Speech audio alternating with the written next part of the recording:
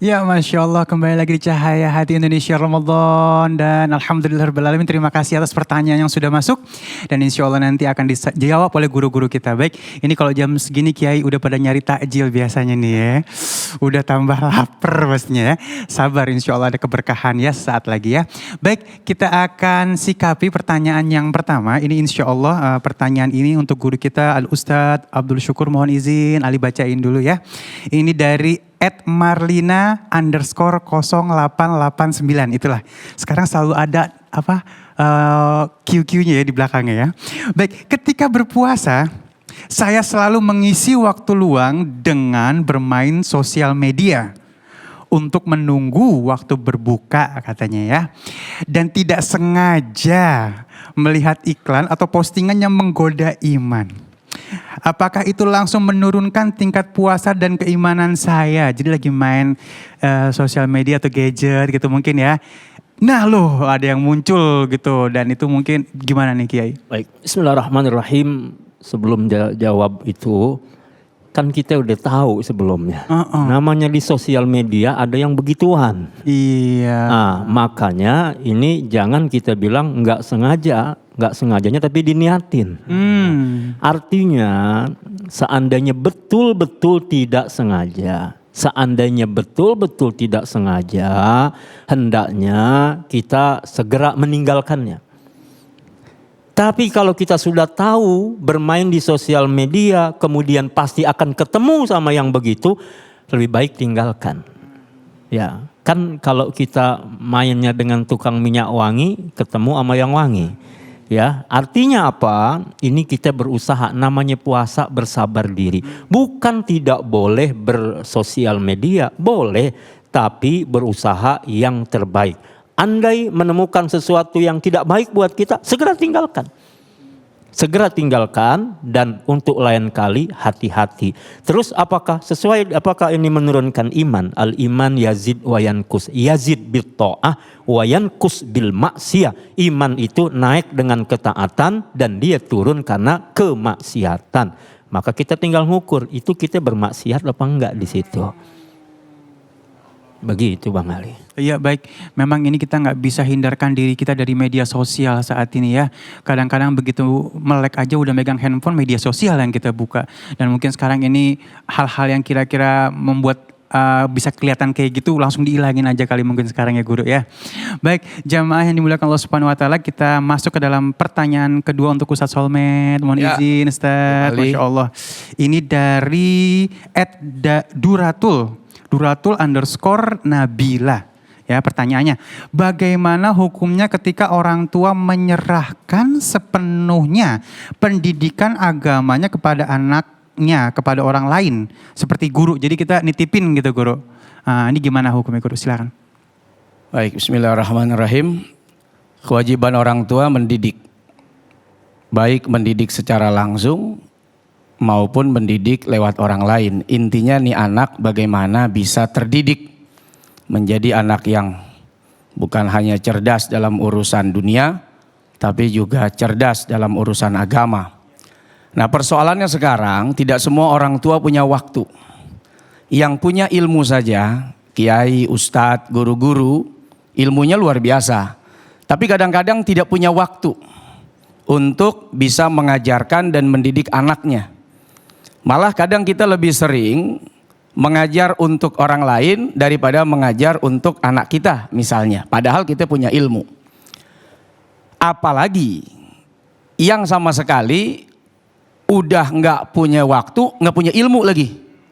Nah, modal apa nih yang mau dipakai buat mendidik, buat mengajarkan anak-anaknya? Maka amat sangat bukan hanya dibolehkan, tapi dianjurkan sekali. Saat kita tidak memiliki kemampuan atau kita mampu tapi tidak memiliki waktu, titipkan, amanahkan kepada orang-orang alim, guru-guru yang kita percaya untuk bisa mengajarkan dan mendidik anak-anak kita. Misalnya di pondok pesantren. Kita sekarang mau ngelarang anak kita untuk main gadget aja udah susah. Kita larang nih sama bapaknya, emaknya marah. Biarin, namanya juga anak-anak. Kalau kita lawan emaknya, ntar malam gitu diboikot. Panjang urusannya. Akhirnya apa yang diimpikan, dihasilkan untuk anak kita tidak tercapai. Maka menitipkan di era saat ini saya pikir amat sangat dianjurkan. Misalnya taruh di pondok pesantren. Nah, cobalah kita lihat. Kiai-kiai besar saja ya di pondok-pondok pesantren itu banyak melahirkan orang-orang alim. Tapi yang menarik, anak-anak mereka dititipkan ke pondok-pondok pesantren yang lain. Padahal ini kiai, pesantrennya banyak melahirkan orang-orang alim, tapi kenapa giliran anaknya kok dititip ke orang lain? Ini menandakan mendidik anak itu tidak mudah, tidak gampang, teramat sangat penuh ujian, cobaan, dan perjuangan. Seperti itu. Iya, Masya Allah, setuju banget Guru. Memang kadang-kadang kita ngajarin orang lebih gampang daripada ngajarin anak sendiri. Mungkin anak sendiri ngeliat, ini bukan guru, ini babak saya gitu ya. Jadi ilmunya lebih susah masuk ya. Baik, terima kasih Ustadz, dan ini Masya Allah ya, mudah-mudahan menjawab pertanyaan dari Duratul Nabila. Dan kita akan masuk ke pertanyaan yang ketiga. Ini untuk guru kita yang dimuliakan Allah Subhanahu Wa Taala, Kiai Haji Muhammad Nur Hayyid. Mohon izin Ali bacaan pertanyaannya. Oke, monggo. Ini dari @arianti.mel ya. Orang tua saya sering sekali memberikan bantuan kepada orang lain, bahkan saat keluarga kami dalam kondisi kekurangan katanya. Sehingga kadang timbul masalah di rumah tuh. Bagaimana ya saya harus menyikapi, dan adakah batasan tertentu dalam membantu orang lain?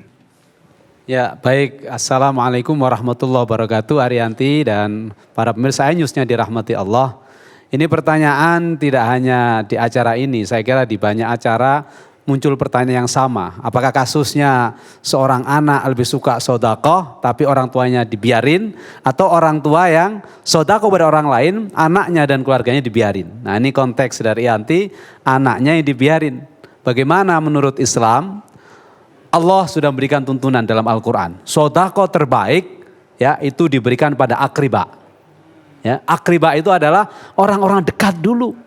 Ya, bisa mulai dari keluarga, akriba minan nasab misalnya, cari siapa yang membutuhkan bantuan, paling butuh di antara yang terdekat kita, itu dulu beresin. Maka dalam satu riwayat hadisnya Rasulullah SAW ditegaskan bahwa sodakoh kepada orang tua itu pahalanya bisa sampai 100.000 kali lipat. Coba dibayangkan, kita sodako 1 juta pada orang tua, kali 100.000 kali lipat, berapa triliun? Sebaliknya, kalau ada orang tua yang berkecukupan, lalu melihat anaknya kekurangan dibiarkan, tapi orang lain diberikan, tidak salah. Karena pahalanya tetap dapat. Hanya saja, pahalanya ini tentu tidak seafdol menyelesaikan keluarga dekatnya dulu. Nah, akriba itu bisa dimaknai tetangga dekat, sahabat dekat, kawan dekat.